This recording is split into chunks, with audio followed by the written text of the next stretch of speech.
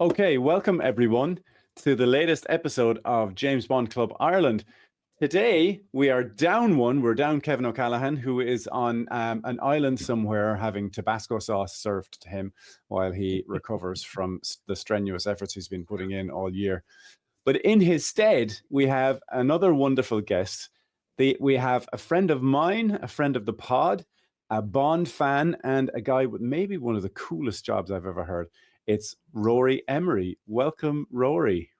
Hello. Thank you very much for inviting me here. It's an absolute pleasure. It's a delight to have you on. So I think for the benefit of the people who may not know you, would you like to just give a brief introduction of who you are, how you got into the world of Bond, and what is it that you do, Rory? So I'm Rory. Hello, everyone. How I got into the world of Bond, I actually remember this vividly, even though I was ridiculously young. I was 6 years old. I went to a friend's house and I looked at the TV and Roger Moore was sliding down the stairs with a machine gun. And I thought that was the greatest thing I've ever seen in my life. And I remember going home, telling my mum, I just saw this on TV. She knew it was James Bond. And the day after, we went in a newsagent, very local to me, and there was a VHS tape of License to Kill. And I saw that it said 15 on it, but I kind of put my thumb over the 15 logo. And my mum said, oh, I'll get that for you. It's a James Bond film. That'd be fine. And obviously it was the most brutal film of the franchise, but still, that was how I got into it. And I was glued ever since. That's pretty excellent, because that was Octopussy obviously was Roger sliding down the banisters with the machine gun, and that is the first film I saw, and I also thought that was the coolest thing ever. So I can identify. Yeah, that's amazing. And you've had quite a few run-ins with Bond people, accidental and otherwise. I know you and your mum met John Glenn, and that she brought you to see. Was that in Pinewood? You have to tell us. So it was years ago. This was, again, I think I must have been 15, 16 or in my teens. And I was in that generation of the VHS, then DVD. So I watched those special features to death. Mm. And I recognized John Glenn, and he directed all of my favorite films at that age. And I remember we went to John Barry's memorial at the Royal Albert Hall, which was my first kind of Bond event, which was amazing to see. Yeah. Memorial concert. And I was in the bar and I said, that's John Glenn to my mum. And she said, I'll take you up to him. He had no interest talking to me. He loved chatting up my mum. And that was my first experience of John Glenn. But legend, love him. Brilliant. I had nothing I could get out anyway, so I was happy with that. Well, in more recent times, you've met almost back to back the two most recent James Bonds in completely fluky scenarios. Yeah. Or are they, Mr. Celebrity Star? Well, I never got to meet Roger Moore, and that was my childhood icon. And my mum took me to Bluewater straight from school for a book signing when he was doing, I think it was My Word Is My Bond, his first one. Yes. For some, we were just late because of the Dartford Bridge. Anyone who knows that area, the worst. Got too late, missed him, so I never got to meet him. I tried to various things, never got to. Anyway, a friend of mine I went up to see, who lives in Norfolk, every now and then, and I went up to see him, and we went for dinner, and we were in this restaurant, and in the corner of the room was Daniel Craig and Rachel Weisz, just eating, and he sort of noticed, then I sort of noticed, and then we just thought, what on earth are we going to do here? How are we going to play this? Because I cannot leave without at least, doing something. So we went, we'll stick around, but we're not going to interrupt them at dinner. Went over to the bar, left them at dinner, and just thought, right, we're going to stay here until they leave, and then just say a quick word right at the end, just to respect their evening. Yeah, and just right at the end, when he walked past, I went, Daniel, I'm such a huge fan of your work. Would you mind if I just shook your hand and get a photo? He said, I can't get a photo, but I would love to, because I'm with my family, but I'd love to shake your hand. And he said, who are you? I said, Rory. And he said, lovely to meet you. And that was it. And that was really cool. really nice of him. I think I get the impression he must have a place locally and go there every now and then, which is why he wants to keep it a bit hush. But yeah, Send us the coordinates on the sly after the pod. no problem. I would. I will. Camp out in tent. That's very cool. That's really nice. And then after that, and Pierce. Now Pierce, wow. I mean, I was seeing a client meeting about posters, and there's a hotel which I'd never been to before. It's called the Soho Hotel, and I think it's a bit like the Corinthia. They do a lot of press junkets in there. I didn't really have any idea about that. It's just a nice hotel where, when there's a good client, you sort of meet somewhere like that. And yeah, I just heard a load of Paramount people next to me talking about the Guy Ritchie series, Mobland, and they kept mentioning Tom Hardy, and then that's cool. But when they mentioned Pierce Brosnan, I thought, wow. So I just sat there. Sorry, your ears pricked up straight away. Absolutely. I was just then, put it this way, I was working from that hotel for the rest of the day until he came downstairs. He comes out the lift and I see him with a group of people, and he's about to go in the restaurant there. And I thought, I'm going to leave him to it. I can't do this now. This is too invasive. But then he just goes, oh, I need the bathroom. And he walks the other way, so across me, with one person who was leading him. And then again, I just got up and I thought, this is the moment. And I just said, Pierce, you are my childhood. Like, appreciate, I love your work. And he said, why? And my heart absolutely sank. I literally went bright red. I remember this. And then he went, I'm only joking. And literally I thought, oh, he's got a sense of humor as well. This is amazing. Yeah. Like, oh, anyway, I took a photo with him and I was blown away. And I just said, thank you so much. And that was it. Yeah, but that was really special for me. I was very happy with that. Yeah. So jealous. I sent that onto the group shortly after this group. And I think Sean went the greenest shade of green. You'll meet him. Of course you will. Everyone will have their moment. Yeah. We'll camp out in Navan. You know that we did a GoldenEye screening earlier this year in Navan, where he's from, and we did the town where he comes, where he'd been and everything. It was great. So Andy, I've watched those videos. That guy who interviews him about Navan, isn't it? Yes, the radio presenter. Yeah. So, he's good. Yeah. Amazing.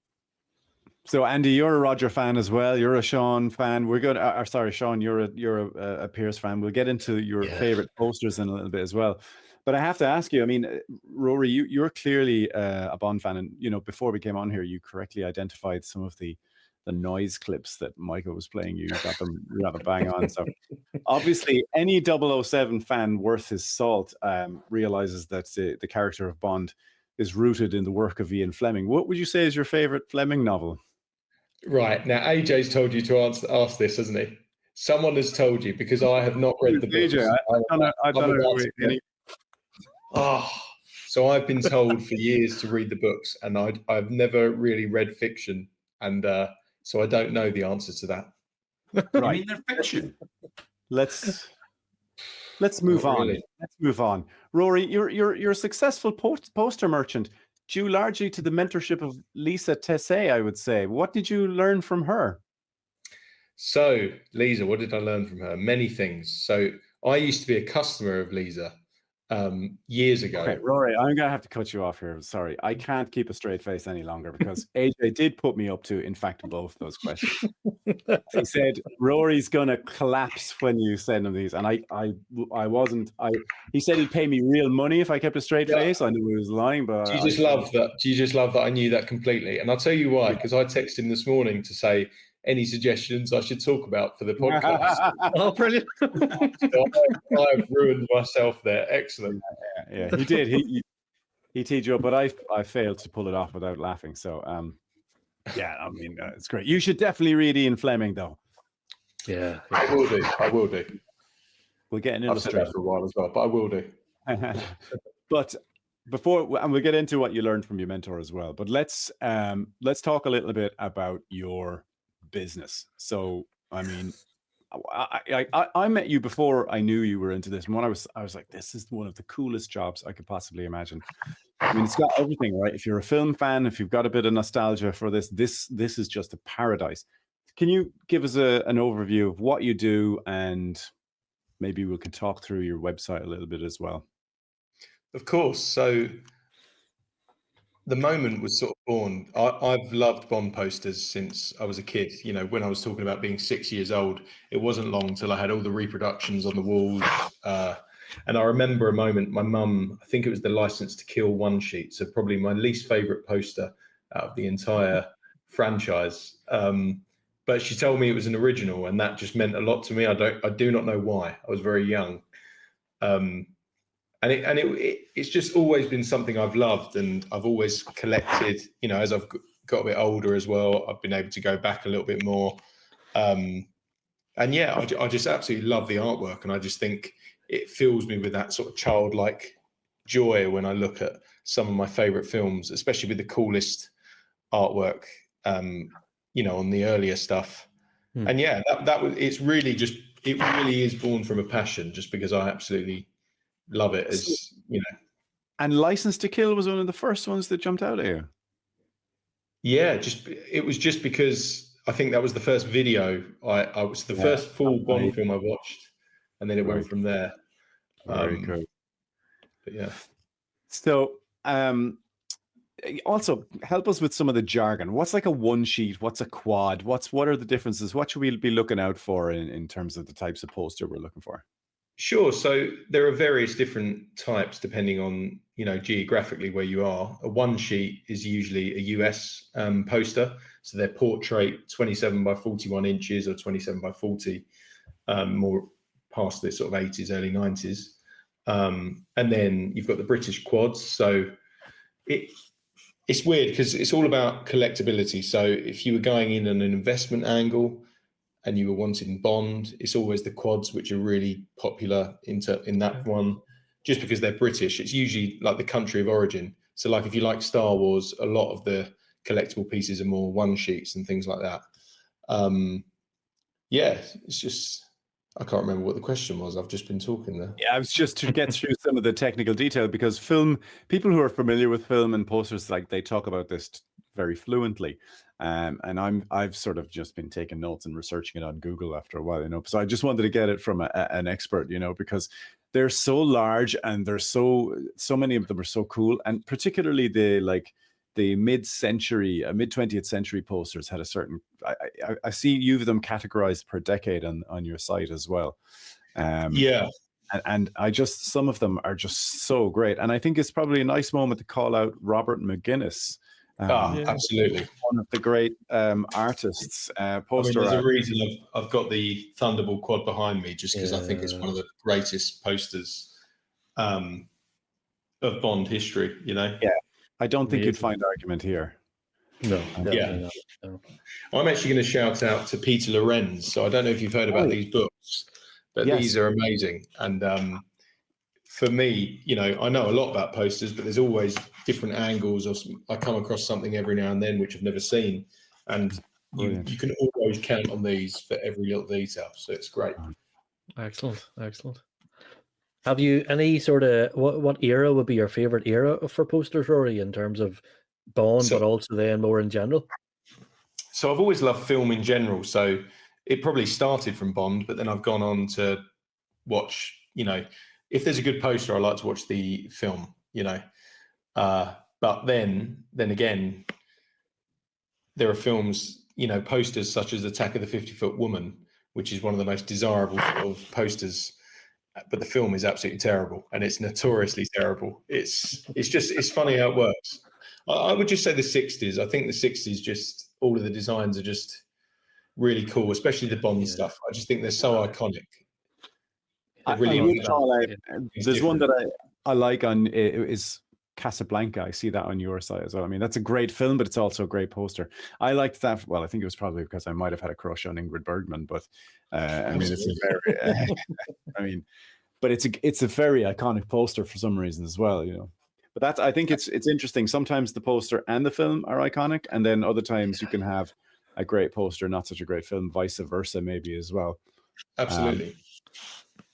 But That's a Rory, I great. gotta ask you about the bomb with the golden gun and the Guinness poster. Have you ever Yeah. got your hands in one of them? Have you? You know what? I actually haven't yet, but that will be on my list at some point for sure. I love coming across new material, so it's great. The Bond, I actually got this as well because I don't know whether this is just one of my favourite It's Bond designs.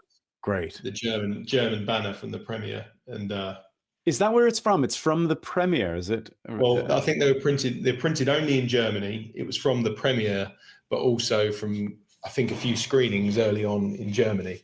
Right. But there's not many of them, and that's just a cool design. Being a Roger fan, who doesn't want to find on new wall? And it's kind of got a pop art, almost Roy Lichtenstein feel to it as well. So it's blending of two very, very different worlds, but in such a cool way. I mean, it's an instant icon. It's like I don't know if you can see. It's got a poster. I've always loved that. I love that photo. It's great. Yeah, it's awesome. It's really cool.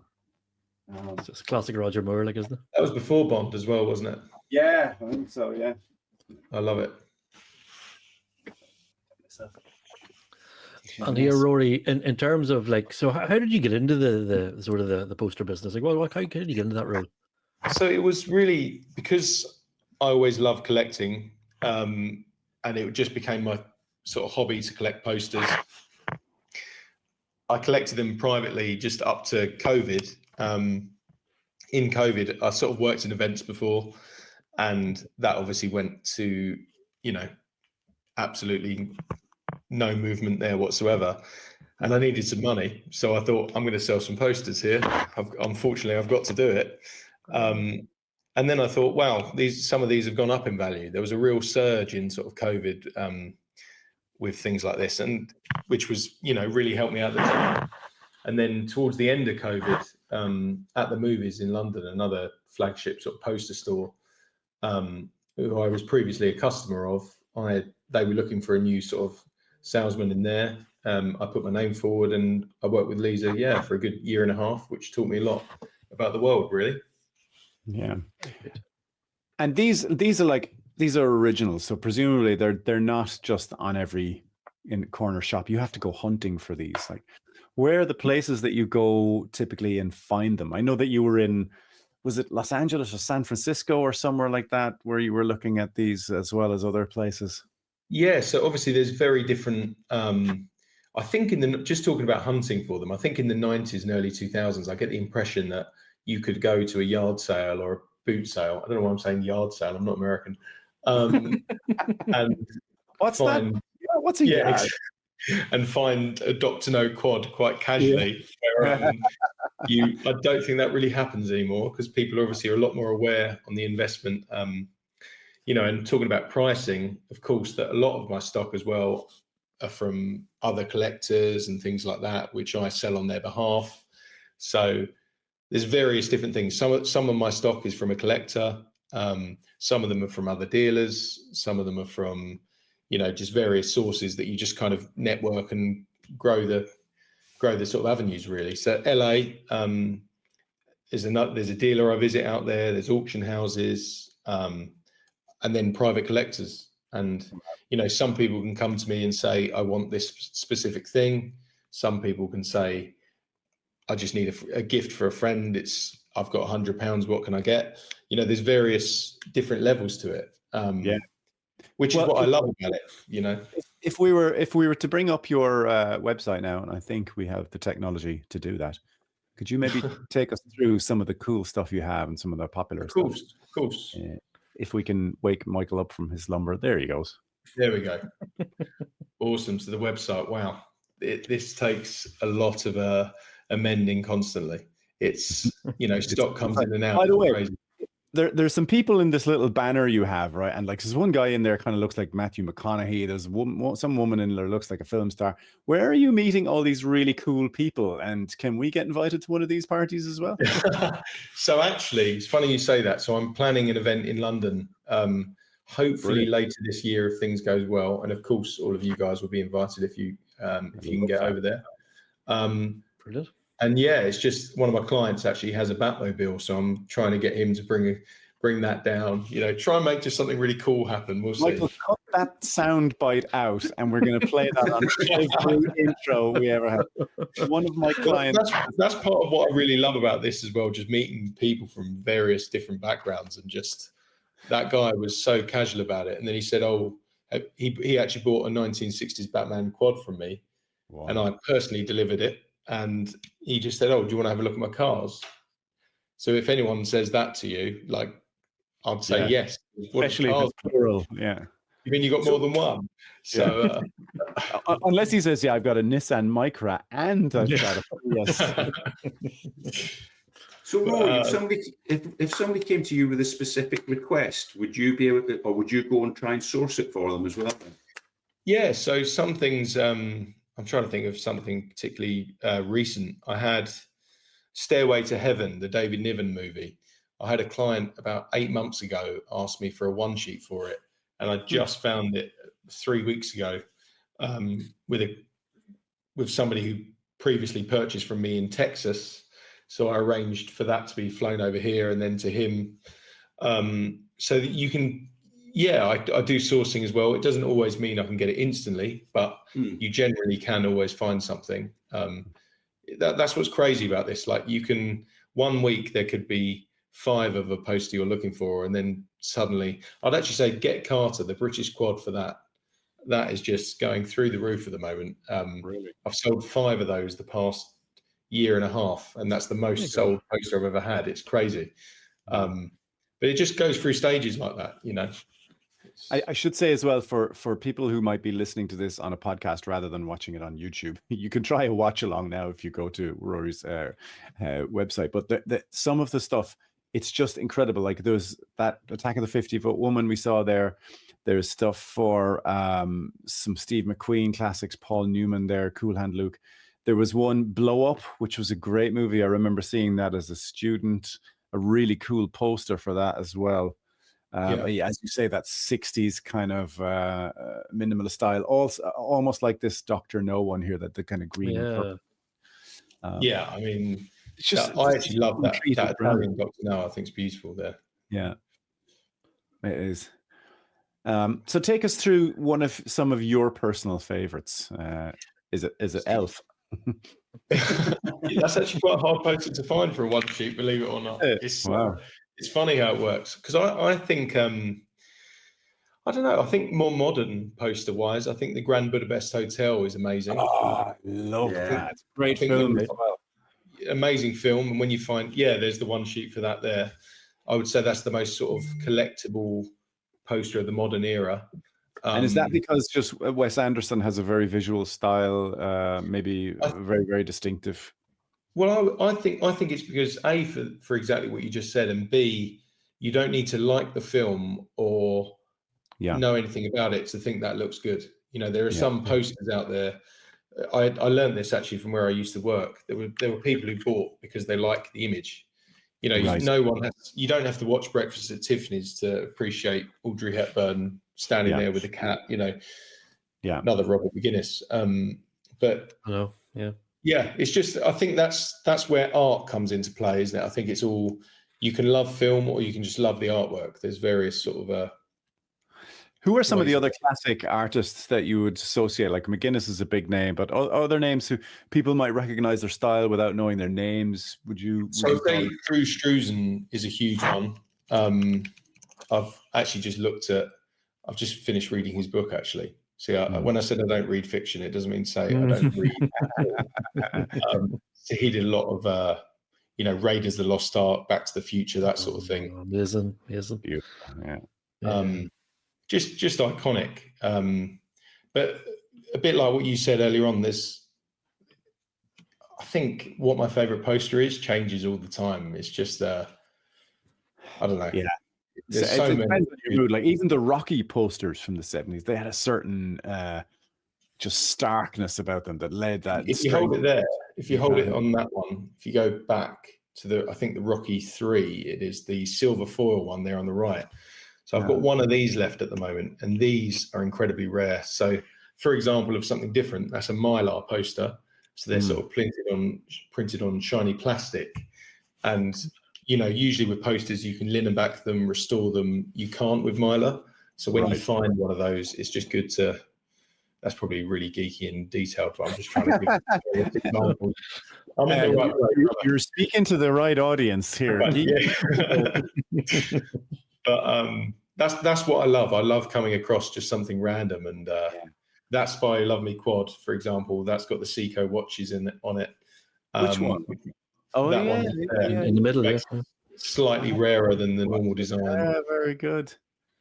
It's random alterations like that, and Revenge of the Jedi rather than, which was then turned to Return of the Jedi. Very good, yes. All these random things which really help the investment point of view. Yeah.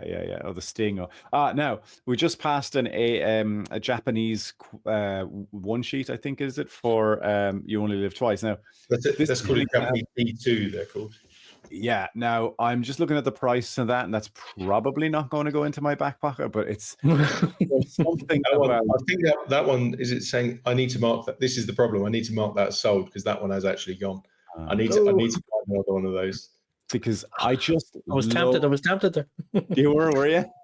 You were about to go there, weren't you? Sorry. Oh yeah. When we said our screenings cost €20, they're going up dramatically now. Well, I think that the price on that one, being a Japanese poster, being You Only Live Twice, I think that's where the demand comes from. Because it is the most sort of valuable B2 out there, I think. But there's just something about the style, and I remember. It might not have been that one, but I think it was one like that. It was remember the bar that was set up, the Golden Bar in Burlington Arcade? And it just looks so great in there, It made me want to create a bar in my house and populate it with posters like that, Absolutely, yeah. It wasn't that style, but it was very similar. Yeah, But I think they were from the Eon archive, those. Because I asked them where you got those from, and they said they'd let me know when they closed the bar, but they haven't yet. So maybe Amazon bought them. Who knows? So these are great, and I mean it's fantastic that there's so much traffic in what might be considered a fairly niche. Is it a niche business, or is it bigger than we think it is?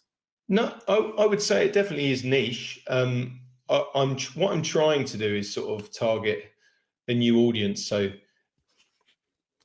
where naturally film fans and film lovers come to me and they ask various things, which I always love, but then the more people I speak to who aren't in that world or know much about it, there is more and more interest in like a cool design.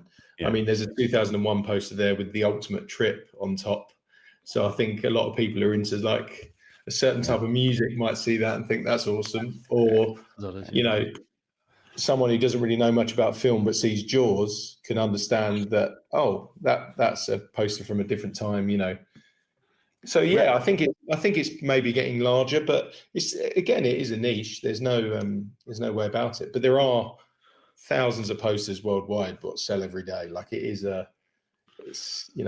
Yeah, my wife picked up. It wasn't a film poster, but it was a vintage poster, like a woman in a champagne glass, and it just really looked really cool. It was from some place, an Alameda market somewhere in the States. I can't remember, but like where they'd have, vintage posters you could buy, and it's just for some reason it just really pops out in the kitchen. Like it really looks great. And there's like Steve McQueen's balls. For people who didn't get that story earlier on, we might want to clarify that, Andy. That I do have a large poster of Steve McQueen from the Great Escape in our kitchen, which when you're sitting down right next to it, everything is enlarged. So positioning is key. I just want to mention that when you have a poster like that.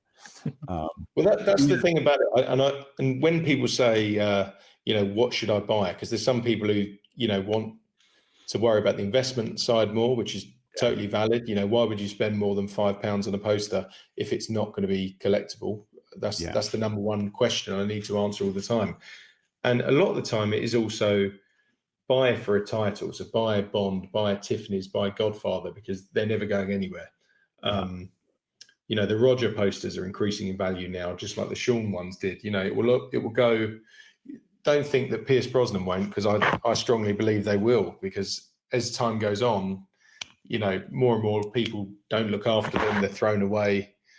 Yeah. You know, and I just think that if you buy what you like, generally other people are going to like it. I've always thought. Yeah. You know what I mean? Because we all know an ugly poster. No one's going to want it. I now regret nabbing because I know they were around when at the time it's the teaser for GoldenEye. It's kind of a brownish gold color, and it's just the eye with the gun. Love that. Yeah, it's very striking. Yeah. Why didn't I grab those at the time? You know, yeah. Everyone's got their favorites, and I like, for the example, the Man with the Golden Gun is an example. I mean, I like that film; it's fine, but I prefer the poster. The poster is like, whoa, it's really cool because it's very, very similar to the Live and Let Die one, I would say. Yeah. You're very into your music, aren't you, Paul? I think I might need to borrow you at some point because apparently the rock posters are a huge thing at the moment. I need to. That's a market I don't know about, but I'm willing to learn. Yeah. I have a couple, not as many as I'd like, but a few that I regret. I tend to collect tickets and concert programs more than posters, but I have one or two now, and they're going up. We're actually moving in the summer, so I have already too many things, but I want to kind of get some new ones and put them up. And I mean, I'm just I've been spending most of this time looking at that Thunderbolt poster behind you. Not I'm like, how am I going to get that price? It's so cool, you know. Too good. But hey, Rory, can I ask a quick question in terms of obviously we were chatting earlier on about the vintage posters. Like, I'm a big fan of the older posters as well, and obviously times change. We get newer, updated posters. Like, the posters now are, in my mind, nothing compared to what they were years ago. But obviously, there's still a market there. But would you ever see the older type posters coming back? Like, I've seen Star Wars do them a bit, or Indiana Jones did them for Dial of Destiny. Do you think you'll ever see the older vintage sort of style coming back? No, it's hard because I have a long discussion with AJ, who you will know about this. I think about 6 months ago. I think marketing has changed in terms of when you sell No Time to Die, you're selling the fact that Daniel Craig's there. Whereas in the earlier film, maybe you weren't selling him as much as you more of the whole film in general. So Casino Royale was him further back with Eva Green, maybe the Aston Martin. I can't quite remember the poster. Whereas No Time to Die is simply him and a gun. So I think that marketing's kind of changed, and the Dial of Destiny poster you're referring to, I absolutely love. And I'd love to see that older style come back. I don't know, really. I would like them to. But then I sometimes think, is that only me saying that? Does the average person really care? Well, because I mean, this kind of noir thing is a throwback, I would say, this style, right? Absolutely. I think people like you and me would probably like that. But then there is a sort of. I think the poster becomes less important in this day and age, which is probably part of the problem because, you know, how do kids find out about a movie? They see it on social media, TikTok, or I don't know. I think it's the digital world now, isn't it? I think when you think about the 1960s, I would love to have seen Goldfinger in Leicester Square in the 60s, because I just think that how would you have found out about that apart from a poster or a radio talking about? I don't know.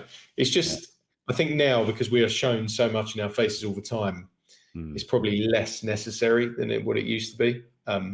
It's a little bit like how when you speak about music, like vinyl was its own medium for artists to covers. Now, obviously, they're still creating art and it's online, but you know, it's not as visceral as holding a vinyl album cover and then, you know, opening up and reading all the liner notes again, going into the geeky, nerdy levels. Absolutely.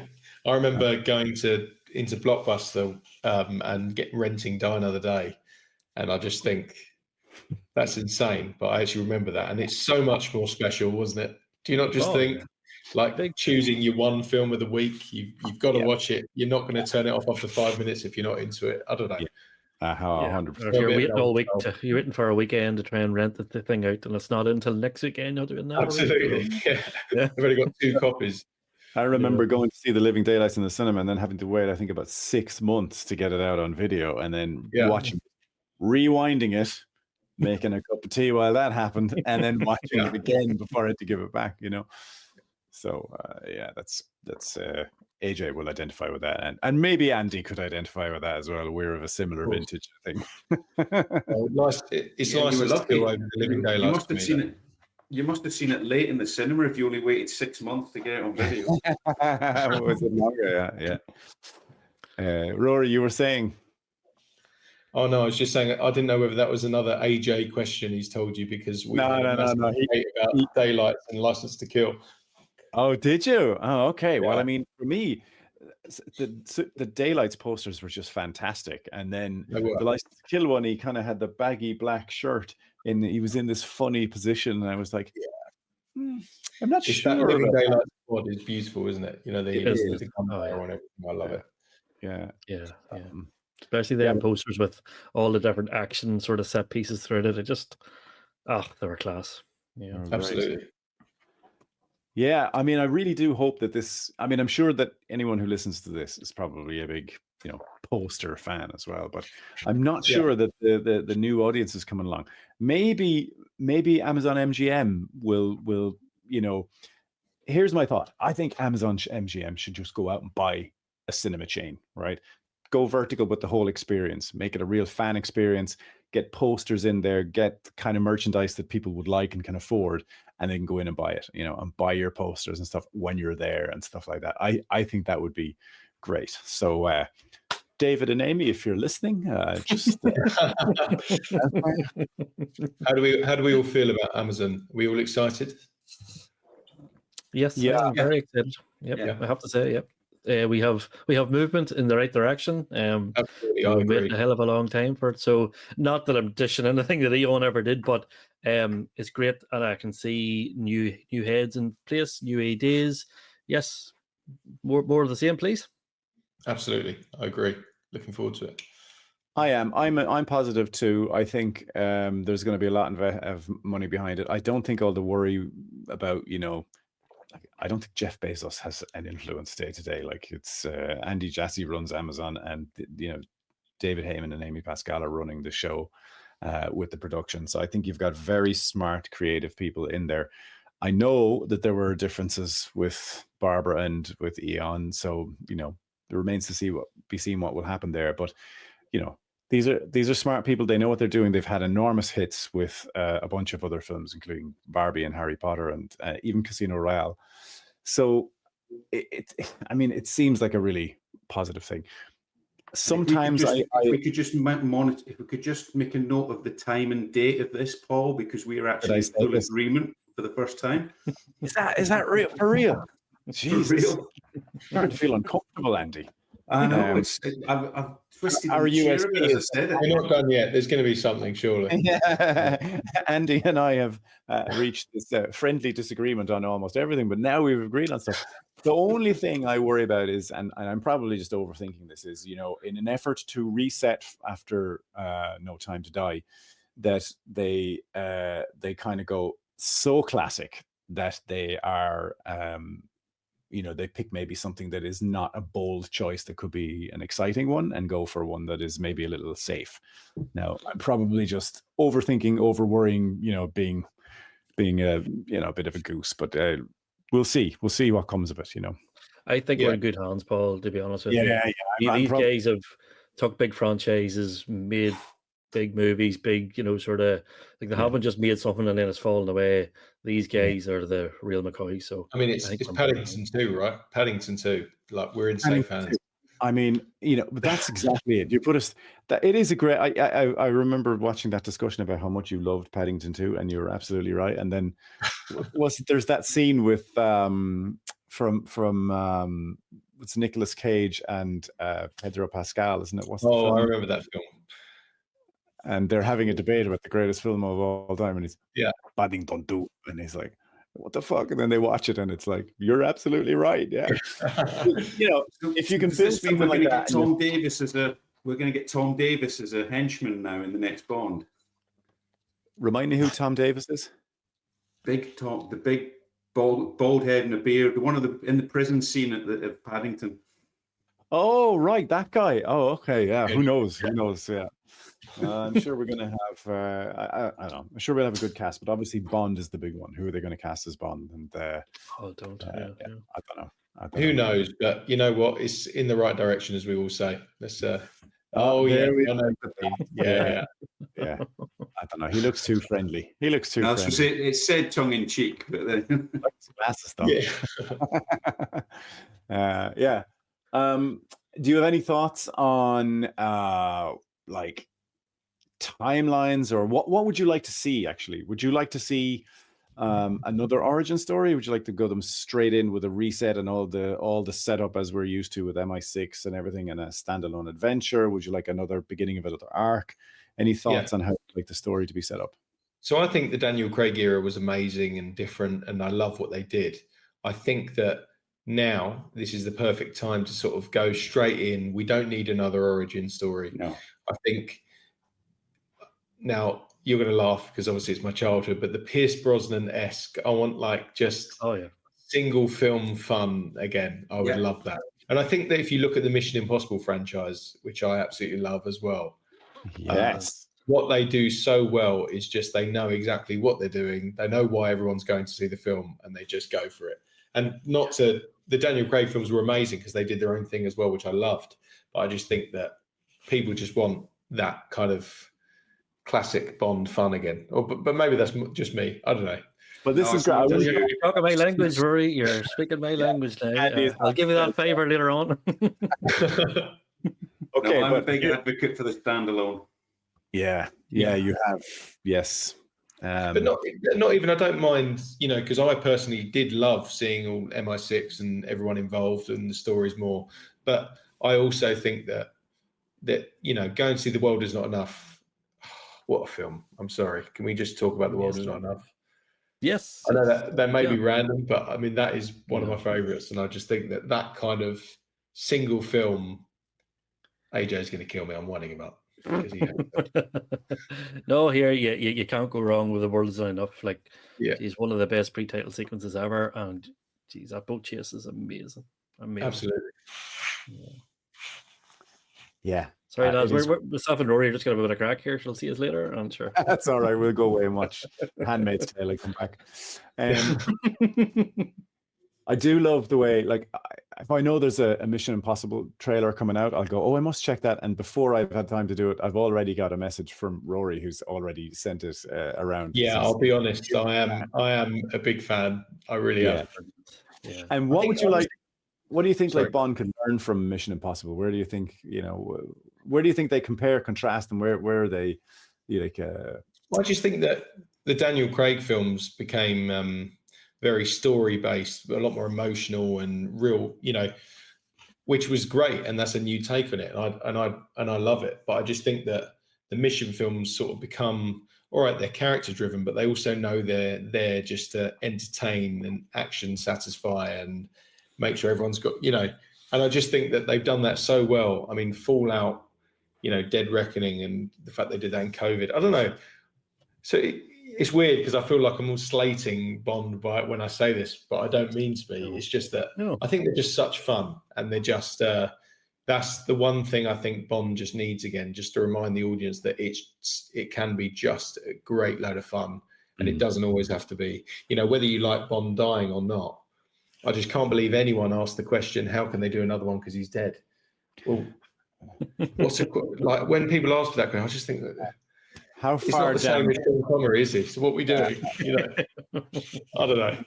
But I'm excited to get over that question being asked. Yeah. That would be the best thing about 126. Stop that. Yeah, I agree. I mean, I personally love the No Time to Die thing because, as you said, they dared to give an action character complexity and depth and meaning and purpose. And I think, we're, as an audience, that's a compliment to be paid, to say, you're big enough and emotionally intelligent enough to be able to deal with that level of drama. I mean, absolutely. To paraphrase Fleming, if sex and death was good enough for Shakespeare, it's perfectly fine for James Bond. So absolutely. I think, why not? But I agree, a little bit more probably fun. But I don't know. Maybe I'll actually just say I think the most important thing is me being a child when the Pierce Brosnan films were out. I remember the video games vividly. I remember the magazines. I remember, the plastic gun I had running around the house, which my mum hated. Like all of these things, and I just think that the Daniel Craig films, obviously COVID happened and all these things, but for a young audience, I think that they would struggle to be invested as much as when Tomorrow Never Dies came out and you had the video game, you had all. So I just think for the franchise, I think it's the best thing to do, you know? Yeah, I mean, that's a good point. Sorry, Sean, did you want to jump in? No, I was literally just in full agreement because it's my own thoughts entirely in terms of that's how I got into James Bond was through the GoldenEye game, and I grew from there. And like I think they're missing a big trick. Like today's generation, the younger generation, it's all about online. It's all about computer games. That's how we get in, and just because of the hiatus of the last number of years, I feel as if we're missing the trick there. So because like my two young lads are busting to see the new Mission Impossible film. I want to be showing them a James Bond trailer, but it's just we need to get back on it. And I think Amazon will look at that. We could make just a completely ludicrous Bond film and then turn it into a computer game. Apparently, that's worked for Minecraft, which is, according to the critics, utter nonsense, but it's taken like 150 million in the first week. There you go. I think that's the highest of the year, isn't it, so far? Something like that, yeah. Mental. So I don't know. That shows you that there is that audience there. It's just... Exactly. I think whatever gets people in bums on seats in cinemas as well, because I know there's a lot of debate about worrying about the cinema experience. Is it on the way out or not? But somebody made a point. I think it was on the Rest is Entertainment. They were saying, yes, people, especially kids, are watching a lot more on small screens now. But if you transfer what's on the small screen and turn it into a big screen experience, they'll go nuts for it. So there is room for both, and I thought that was a very valid point and something. I actually think. Be optimistic about.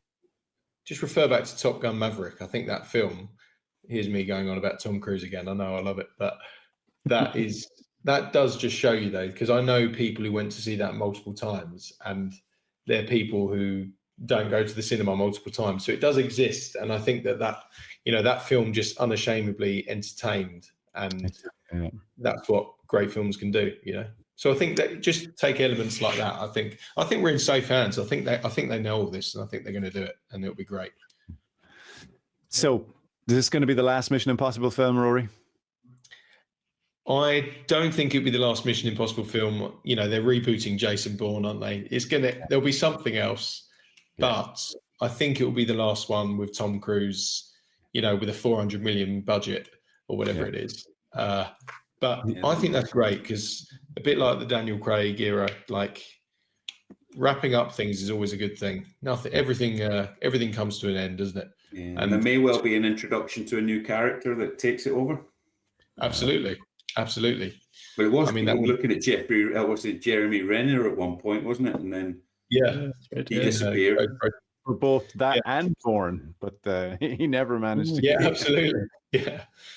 But no, I just think that, I think coming to an end is a great thing, and I think they're really going for the finale with the trailers, everything here, aren't they? Yeah. I mean, he's done us proud. I mean, he's done tremendous work over like a 30-year period. It's hard to imagine now, but I remember going to the cinema. I was living in Germany at the time to see the first one, and I just thought it was superb. I thought he was cool. So many of the other actors were cool. Even the poster, that's another great poster, that one. I mean, the technology that they use is a little bit dated looking now, but it's a little bit like it's a bit like when Natalia goes into the computer shop in GoldenEye and demands the specs for the computers. At the time they were but they're great films. So I think that's an optimistic message, isn't it? There's room for everyone. Bourne, Bond, Mission Impossible. Absolutely. And there's that Bond video game coming out as well, which is still going ahead, which would be amazing. And I think it's avenues like that, which is where you capture young people. And so that's why I'm glad they're doing that as well. Because I want to go to the cinema and sit next to people who are just loving it, like me. Yeah. Then you can plug them your posters on the way out. Rory, before we wrap up, do you have any final words for AJ Chowdhury for setting you up cruelly for this podcast? Well, just know that I knew straight away. So there was it was the first thing I said. So I know his tricks. But I really appreciate the time. This is the first sort of podcast I've done, and first time I've ever spoken about my business like this. So I really appreciate it. I hope it's interesting for you guys. Yeah, I mean, listen, I think whenever I've had a discussion with Bond fans, it's gotten down to which is your favorite poster at one time or another. So there's, you can pretty much guarantee people are going to be interested. And, please keep us updated on your progress. And we'll, if there's anything we can do on the Instagram or anything like that, Awesome. we'll do it. Please send us your links so that we can put them in show notes for people, and we'll tag you on Instagram and anywhere else. Anything else you'd like to say about? Don't think there's any obligation, just by messaging me. I love to talk about posters, and just don't worry about it. Just drop me a message, and who knows? We could find you something. Do, and keep us updated on your event in London. And will we see you in London anyway in October for the Cue the Music? Yes, I'll be there. Oh, brilliant. That's good. All right. Well, listen, Rory Emery, it's been a tremendous pleasure having you on the podcast. Thank you very much. You can check his stuff out online on Instagram and on the Moment. Remind me of the name again. The Moments. TheMomentPosters.com is the site. Momentposters.com. All right. Yeah. Thanks very much. Thank you for listening, and we'll see you in the next one. Bye-bye. Sure, everybody. Thanks, Rory. Bye.